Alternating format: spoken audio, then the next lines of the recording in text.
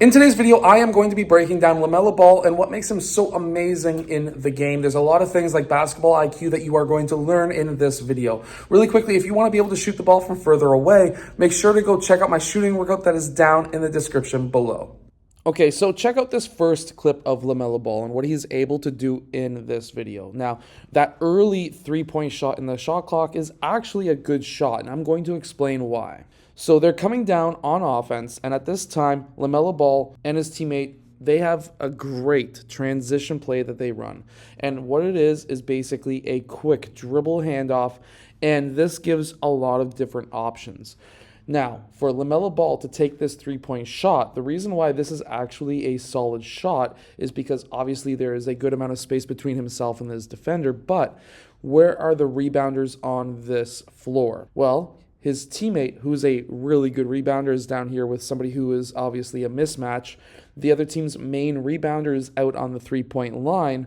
So if he misses a wide open shot, this is a one-on-one situation for a rebound, and of course, this guy could roll to the basket potentially and be a two-on-one situation when it comes to trying to get that rebound.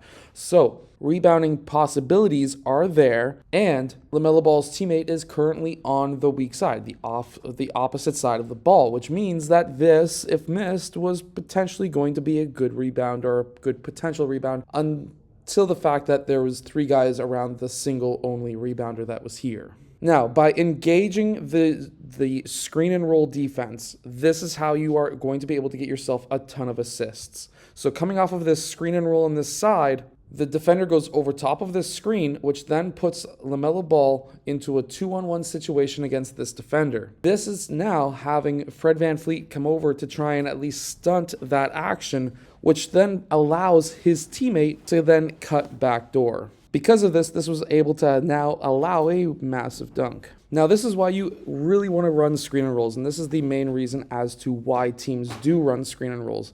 And that is coming off of this screen and roll, they get that switch. LaMelo Ball on Sengun. And this is a massive mismatch for the defensive player. LaMelo Ball is a much faster, more mobile player than Sengun is. And he is not going to be able to guard LaMelo Ball no matter how hard he tries. LaMelo Ball is going to be able to get past him very easily. Especially the fact that Sengun is coming back from injury. This is another obvious reason why they would want to isolate against him. However, anytime that there's a straight-up screen and roll, there's a reason behind it. Generally speaking, what you want is that switch. As soon as that switch happens, you are now in isolation mode, and LaMelo Ball is going to then try and cook this guy as much as he can. Could he shoot the three at this point? Yes. Sengun's hands are down. He's got the space. There's a lot of different ways of being able to beat him at this point in time. However, they decided to allow LaMelo Ball to get to that rim, and there was nothing Sengun was going to be able to do to disallow that drive. And even if this guy stepped up, yes, Green was coming down to then stop the ability to have that dump down pass, which would have been a kick out to the corner if that was all to happen. And I'm not going to lie, when he drives, if he stepped up, if he stepped down, this is an easy pass for LaMelo Ball.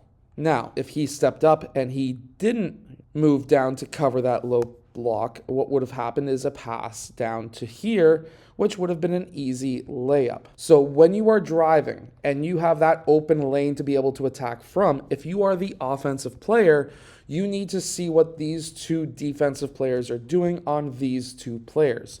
If he doesn't step up, you take it to the rim. If he steps up, now it's a two-on-one situation where now you got to try and figure out which player to pass to.